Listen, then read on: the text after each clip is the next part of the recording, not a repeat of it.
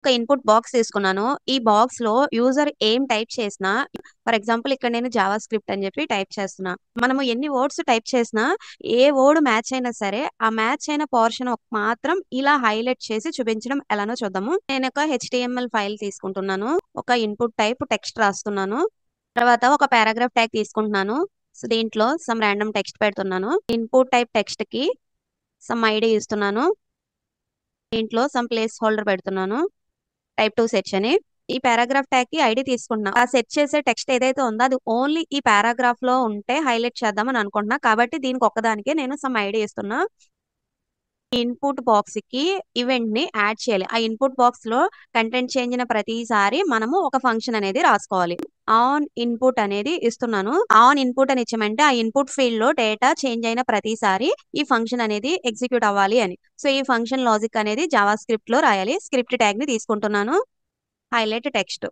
So దానికన్నా ముందు మనము ఆ పారాగ్రాఫ్ ఎలిమెంట్ ని ఆ ఇన్పుట్ ట్యాగ్ ని రెండింటిని తెచ్చుకుని 2 వేరియబుల్స్ లో పెట్టుకోవాలి. Para element is equal to document dot get element by ID para. ఆ ఇన్పుట్ బాక్స్ ఏదైతే ఉందో దాన్ని కూడా ఒక వేరియబుల్ లో పెట్టుకుంటున్నా. Search input is equal to document dot get element by ID search input. Paragraph tag లో ఏదైతే కంటెంట్ ఉందో దాన్ని ఒక వేరియబుల్ లో పెట్టుకుంటున్నాను, ఒరిజినల్ టెక్స్ట్ అని. So para element dot text content, ఆ ట్యాగ్ లో ఉన్న కంటెంట్ ని తీసుకొచ్చి ఒక వేరియబుల్ లో పెట్టుకున్నాం.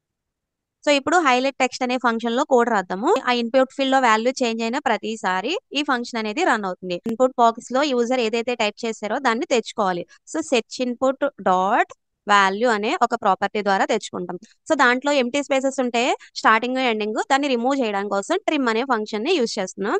సో దీన్ని నేను ఒక వేరియబుల్ లో పెట్టుకుంటున్నాను. లెట్ ఇన్పుట్ ఈజ్ ఈక్వల్ అని చెప్పి ఏదైనా సమ్ కంటెంట్ టైప్ చేసి తర్వాత దాని మొత్తాన్ని రిమూవ్ చేసేస్తున్నా. అప్పుడు కూడా మనకి ఇన్పుట్ అనే ఈవెంట్ జరుగుతుంది. ఆ ఇన్పుట్ ఫీల్డ్ లో ఏమీ లేనప్పుడు మనం original text as it is చూపించేయాలి. అక్కడ ఇంకేమీ హైలైట్ చేయకూడదు.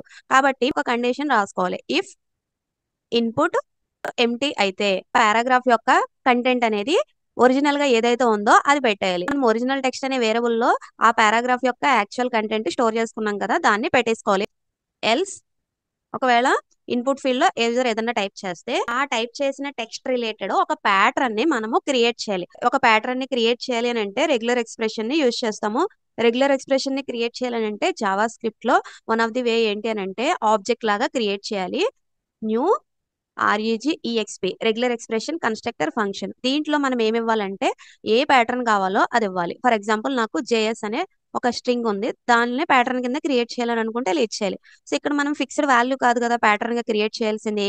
యూజర్ ఏదైతే టైప్ చేస్తారో యాస్టీస్ దాన్ని ఒక ప్యాటర్న్ కింద క్రియేట్ చేయాలి. సో అప్పుడు మనము ఈ వేరియబుల్ ని ఇవ్వాలి, ఇన్పుట్ అనే వేరియబుల్ ని. ఇప్పుడు నేను జావా అని చెప్పి టైప్ చేస్తున్నా.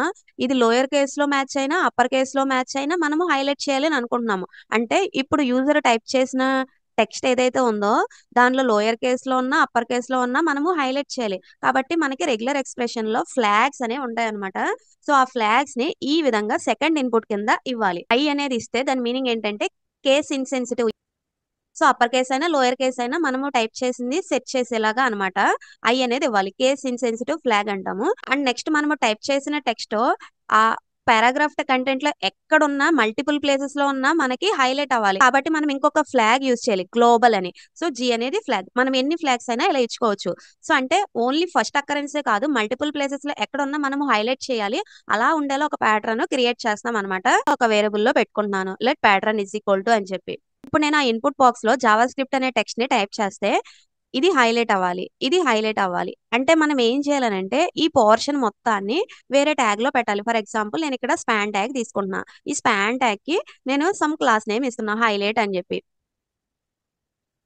సో ఇప్పుడు మనం ఏం చేయాలనంటే సిఎస్ఎస్ అప్లై చేయాలి. స్టైల్ ట్యాగ్ లో హైలైట్ అనే క్లాస్ కి హైలైట్ చేయాల్సిన దానికి ఏమేమి స్టైల్స్ కావాలో అవన్నీ ఇక్కడ ఇచ్చుకోవాలి. సో నేను ఇక్కడ బ్యాక్గ్రౌండ్ కలర్ ఎల్లో ఇస్తున్నాను, టెక్స్ట్ కలర్ బ్లాక్ ఇస్తున్నాను, తర్వాత ఫాంట్ వెయిట్ బోల్డ్ ఇస్తున్నాను. నేను జావా స్క్రిప్ట్ అనే కోడ్ ని మాత్రమే స్పాన్ ట్యాగ్ లో పెట్టి హైలైట్ అనే క్లాస్ ఇచ్చాను. డిఫాల్ట్ గా ఇలా ఇవ్వకూడదు. మనకి ఎప్పుడైతే మ్యాచింగ్ జరుగుతుందో ఆ మ్యాచ్ అయిన పోర్షన్ ని ఇలా డైనమిక్ గా పెట్టి ఇవ్వాలన్నమాట. సో దానికోసం మనం ఏం చేయాలి అని అంటే స్ట్రింగ్స్ లో రీప్లేస్ అనే మెథడ్ ఉంటుంది. పారాగ్రాఫ్ కంటెంట్ ని ఒరిజినల్ టెక్స్ట్ అనే వేరియబుల్ లో తీసుకున్నాం కదా. So original text dot replace అనే మెథడ్ లో ఇవ్వాలి. ఇక్కడ నేను HTML అని ఇస్తున్నా, తర్వాత JS అని చెప్పి ఇస్తున్నా. దీని మీనింగ్ ఏంటి? మనకి ఒరిజినల్ టెక్స్ట్ లో HTML అనే వర్డ్ ఉంటే దాన్ని JS తో రీప్లేస్ చేయమని. ఇక్కడ ఫస్ట్ ప్లేస్ లో ఏదైతే ఉంటుందో అది ఫిక్స్డ్ కాదు కదా, మనం ఒక ప్యాటర్న్ క్రియేట్ చేసాము. మనకు ఒరిజినల్ టెక్స్ట్ లో ఆ ప్యాటర్న్ అనేది మ్యాచ్ అవుతే అని చెప్పి ఫస్ట్ ఇన్పుట్ కింద ఆ ప్యాటర్న్ ఇవ్వాలి. ఈ రీప్లేస్ అనే మెథడ్ లో నేను డైరెక్ట్ గా సెకండ్ ఇన్పుట్ అనేది వేరే స్ట్రింగ్ ఇవ్వచ్చు, లేకపోతే నేను ఒక ఫంక్షన్ కింద కూడా ఇవ్వచ్చు. సో నేను ఇక్కడ ఏం చేస్తానంటే ఒక యారో ఫంక్షన్ ని తీసుకుంటున్నా. ఈ యారో ఫంక్షన్ కి ఇన్పుట్ కింద ఏమొస్తుందంటే మన ఒరిజినల్ టెక్స్ట్ లో ఈ ప్యాటర్న్ రిలేటెడ్ ఏదైతే మ్యాచ్ అయిందో ఆ పోర్షన్ ఇక్కడికి వస్తుంది. ఆ పోర్షన్ ని మనం ఏం చేయాలి అని అంటే స్పాన్ ట్యాగ్ లో పెట్టి ఇక్కడ రిటర్న్ చేసుకోవాలి. సో ఇప్పుడు నేను రిటర్న్ లో ఈ మ్యాచ్ అయిన పోర్షన్ ని స్పాన్ ట్యాగ్ లో పెట్టి ఇస్తున్నాను. టెంప్లెట్ స్ట్రింగ్ తీసుకుంటున్నాను, దీని లోపల స్పాన్ ట్యాగ్ పెడుతున్నాను, సమ్ క్లాస్ నేమ్ ఇస్తున్నా హైలైట్ అని. అండ్ ఈ స్పాన్ ట్యాగ్ ఓపెన్ క్లోజ్ మధ్యలో మనము మ్యాచ్ అయిన కంటెంట్ ఏదైతే ఉందో దాన్ని పెట్టాలి. ఒరిజినల్ టెక్స్ట్ అనేది అలానే ఉంటుంది. ఇంకొక కొత్త స్ట్రింగ్ అనేది రీప్లేస్ మెథడ్ ఇస్తుంది. దానిలో మనకి ఎలా ఉంటుంది అని అంటే ఏదైతే వర్డ్స్ మ్యాచ్ అవుతాయో ఆ వర్డ్స్ అన్ని ఇలా స్పాన్ ట్యాగ్ లో ఎన్క్లోజ్ అయ్యి వస్తుంది. సో నేను అది రిటర్న్ చేసింది మోడిఫైడ్ టెక్స్ట్ అని ఇంకొక వేరియబుల్ లో పెట్టుకుంటున్నాను. స్ట్రింగ్స్ లో రీప్లేస్ అనే మెథడ్ కి మనము 2 ఇన్పుట్స్ ఇవ్వాలి. ఫస్ట్ ఇన్పుట్ అనేది ఏదైతే మనం రీప్లేస్ చేయాలనుకుంటున్నామో ఒక సింగిల్ వర్డ్ మల్టిపుల్ వర్డ్స్ దాన్ని కొటేషన్స్ లో ఇవ్వచ్చు, లేకపోతే అదొక వేరియబుల్ లో ఉన్నది ఇవ్వచ్చు, లేకపోతే దాన్ని ఒక ప్యాటర్న్ కింద కూడా ఇవ్వచ్చు, రెగ్యులర్ ఎక్స్ప్రెషన్ ప్యాటర్న్ కింద. సెకండ్ ఇన్పుట్ కింద అలా మ్యాచ్ అయిన దాన్ని మళ్ళీ దేంతో రీప్లేస్ చేయాలో డైరెక్ట్ గా ఒక ఫిక్స్డ్ వాల్యూ ఇచ్చేయచ్చు, లేకపోతే దాన్ని యూజ్ చేసి సమ్ ఇంకా లాజిక్ ఎడిషనల్ గా రాయాలి అని అంటే సెకండ్ ఇన్పుట్ కింద ఒక ఫంక్షన్ ని ఇవ్వచ్చు. ఆ ఫంక్షన్ కి మన స్ట్రింగ్ లో ఏ ఏ పోర్షన్ ఈ ప్యాటర్న్ మ్యాచ్ అయిందో ఆ పోర్షన్ అంతా ఇక్కడికి వస్తుంది. ఆ వచ్చిన దాన్ని యూజ్ చేసుకుని మనకి కావాల్సిన లాజిక్ అనేది రాసుకోవచ్చు. ఫంక్షన్ లో ఏదైతే రిటర్న్ చేస్తున్నానో మ్యాచ్ అయిన ప్రతి చోట ఈ రిటర్న్ లో ఏదైతే ఉంటుందో అది వెళ్తుంది అనమాట. సో నేను ఇక్కడ టెంప్లెట్ స్ట్రింగ్ ని యూజ్ చేశాను కదా, దాని మధ్యలో నాకు మ్యాచ్ అనేది వేరియబుల్. సో ఆ వేరియబుల్ లో ఉన్నది కావాలి అని అంటే డాలర్ కర్లీ బ్రేసెస్ మధ్యలో ఆ వేరియబుల్ లో ఉన్న వాల్యూ పెట్టాలన్నమాట. సో ఇప్పుడు మనకి మోడిఫైడ్ టెక్స్ట్ అనే దాంట్లో ట్యాగ్స్ అనేవి యాడ్ అయ్యి వస్తాయి. పారాగ్రాఫ్ ఎలిమెంట్ ఏదైతే ఉందో dot inner HTML is equal to ఈ మోడిఫైడ్ టెక్స్ట్ ఉంది కదా దాన్ని పెట్టాలి. ఇప్పుడు నేను జావా స్క్రిప్ట్ అని టైప్ చేస్తున్నాను. సో జావా స్క్రిప్ట్ అనే వర్డ్ ఎక్కడెక్కడ ఉంటుందో ఈ కంటెంట్ లో అది మొత్తం హైలైట్ అయ్యి వచ్చింది. అండ్ ఇప్పుడు నేను రిమూవ్ చేస్తున్నాను, జస్ట్ నేను ఎంటీ చేస్తున్నాను. అప్పుడు ఏమవుతుంది, ఒరిజినల్ గా ఆ పారాగ్రాఫ్ ట్యాగ్ లో ఏదైతే కంటెంట్ మనం ఒక వేరియబుల్ లో పెట్టుకుంటున్నామో యాస్టిస్ అది వచ్చేస్తుంది అనమాట. ఇంక ఏ అడిషనల్ ట్యాగ్స్ దాంట్లో రావన్నమాట. సో నేను ఇప్పుడు ఈజ్ అని టైప్ చేశాను. ఈజ్ అనేది ఎక్కడెక్కడ ఉందో హైలైట్ అవుతుంది. తర్వాత నేను స్పేస్ ఇచ్చి ఏ అని టైప్ చేస్తాను. అప్పుడు ఏమవుతుంది, ఈజ్ ఏ ఎగ్జాక్ట్ గా ఇది ఎక్కడైతే ఉందో అక్కడే హైలైట్ అయింది, ఇక్కడది హైలైట్ అవ్వలే. ఎందుకనంటే మనం టైప్ చేసిన దాంట్లో కంప్లీట్ గా మ్యాచ్ అవుతేనే ఇప్పుడు హైలైట్ అవుతుంది అనమాట ఇక్కడ. సో ఈజ్ అనేది ఒకటే ఉంది కాబట్టి ఇక్కడ హైలైట్ అవట్లేదు. కానీ మనం ఎన్ని వర్డ్స్ టైప్ చేసినా ఏ వర్డ్ మ్యాచ్ అయినా దాన్ని కూడా హైలైట్ చేయాలి అని అనుకుంటే మనం ఇంకా లాజిక్ ని ఎక్స్టెండ్ చేసుకోవాలి. డైరెక్ట్ గా మనము ఇన్పుట్ ని తీసుకుని రెగ్యులర్ ఎక్స్ప్రెషన్ ప్యాటర్న్ క్రియేట్ చేయకుండా ఇన్పుట్ ఫీల్డ్ లో యూజర్ టైప్ చేసిన దాంట్లో ఎన్ని వర్డ్స్ ఉంటాయో ప్రతి వర్డ్ మనము క్యాప్చర్ చేయాలి. సో అలా క్యాప్చర్ చేయాలి అని అంటే మనకి స్ట్రింగ్స్ లో స్ప్లిట్ అనే మెథడ్ ఉంటుంది. వర్డ్ అంటున్నాం అని అంటే ఒక వర్డ్ కి ఇంకొక వర్డ్ కి స్పేసెస్ ఉన్నట్టుగానా. సో ఈ స్ప్లిట్ అనే మెథడ్ లో మనము స్ట్రింగ్ ని దేన్ని బేస్ చేసుకుని డివైడ్ చేయాలో చెప్పొచ్చు. నేను ఇక్కడ ఒక ఎంటీ స్పేస్ ఇచ్చాను. అప్పుడు ఏమవుతుందంటే ఒక ఎంటీ స్పేస్ ఎక్కడైతే ఉంటుందో దాన్ని బేస్ చేసుకుని డివైడ్ చేస్తుంది. ఇప్పుడు నేను ఈ రెండింటికి బిట్వీన్ మల్టిపుల్ స్పేసెస్ ఇచ్చాను. అప్పుడు కూడా నాకు ఇది 2 వర్డ్స్ కిందే కన్సిడర్ చేయాలి. అంటే మనము ఇక్కడ ఎన్ని స్పేసెస్ ఉన్నా పర్వాలేదు, ఆ స్పేసెస్ ని ఇగ్నోర్ చేసేసి జస్ట్ మనకి మల్టిపుల్ వర్డ్స్ అనేవి కావాలి అని అంటే ఒక రెగ్యులర్ ఎక్స్ప్రెషన్ ప్యాటర్న్ కింద ఇవ్వాలి. నేను ఇక్కడ రెగ్యులర్ ఎక్స్ప్రెషన్ ని ఈ ఫార్వర్డ్ స్లాషెస్ నోటేషన్ ద్వారా ఇస్తున్నాను. జస్ట్ /s ఇచ్చానంటే దాని మీనింగ్ ఏంటంటే ఒక ఎంటీ స్పేస్ అని. మనకి ఎన్ని ఎంటీ స్పేసెస్ ఉన్నా అని చెప్పి ప్లస్ అని ఇస్తున్నా. ఈ ప్యాటర్న్ ఏం చేస్తుందంటే ఎన్ని ఎంటీ స్పేసెస్ ఉన్నా దాన్ని బేస్ చేసుకుని ఆ స్ట్రింగ్ ని స్ప్లిట్ చేస్తున్నాం అనమాట వర్డ్స్ కింద. స్ప్లిట్ అనే మెథడ్ ఏం చేస్తుందంటే మనకి ఒక యారే ఇస్తుంది. ఆ యారేలో ఏముంటాయనంటే వర్డ్స్ ఉంటాయి. ఇదేని బేస్ చేసుకుని మనం స్ప్లిట్ చేస్తున్నాం, ఇక్కడ ఎంటీ స్పేసెస్ ని బేస్ చేసుకుని వర్డ్స్ కింద డివైడ్ చేస్తున్నాం. ఇది ఒక వర్డ్, ఇది ఒక వర్డ్, నేను తర్వాత మళ్ళీ ఇంకొకటి రాస్తే ఇలాగా దాని నుంచి వచ్చిన రిజల్ట్ ని నేను ఒక వేరియబుల్ లో పెట్టుకుంటున్నా వర్డ్స్ అని చెప్పి. ఆ ఇన్పుట్ లో ఉన్న వర్డ్స్ ని క్యాప్చర్ చేసాం. మనకి 2 వర్డ్స్ ఉన్నాయి, జేఎస్, ఈజ్. మనము రెగ్యులర్ ఎక్స్ప్రెషన్ ద్వారా ఒక ప్యాటర్న్ క్రియేట్ చేయాలి అని అనుకున్నప్పుడు ఈ వర్డ్ మ్యాచ్ అయినా ఈ వర్డ్ మ్యాచ్ అయినా అని అనుకున్నప్పుడు మనం ఏం చేయాలంటే ఈ రెండింటికి బిట్వీన్ పైప్ సింబల్ అనేది ఇవ్వాలన్నమాట. సో ఆ పైప్ సింబల్ ఇస్తే ఏమవుతుందనంటే ఒక ప్యాటర్న్ క్రియేట్ అవుతుంది. ఆ ప్యాటర్న్ అనేది ఇదున్నా చెక్ చేయడానికి అని అనమాట.